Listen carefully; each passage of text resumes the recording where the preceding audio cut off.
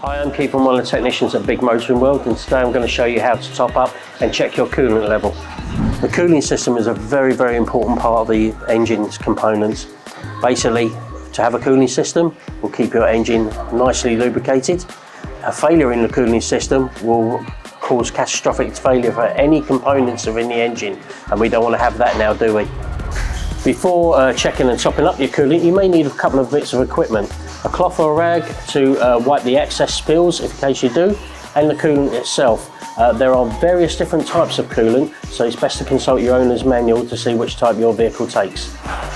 Ideally, before every journey, you should check your coolant level while the engine is cold. However, if you have been driving and your temperature warning light comes on, never open up a pressurised system while it's hot, because it can create injury and burns.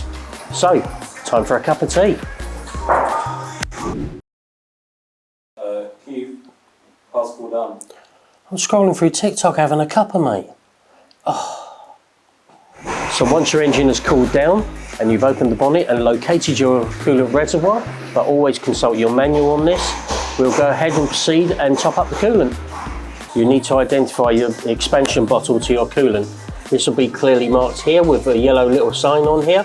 That's a warning label, but also consult your owner's manual as well to see the situations. In various models, they could be situated anywhere. Now that we have found where the coolant reservoir is, make sure you check if the coolant is between the minimum and max mark.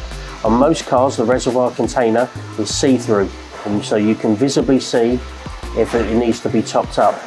Now you have your coolant solution, we're now going to proceed to top up the coolant level.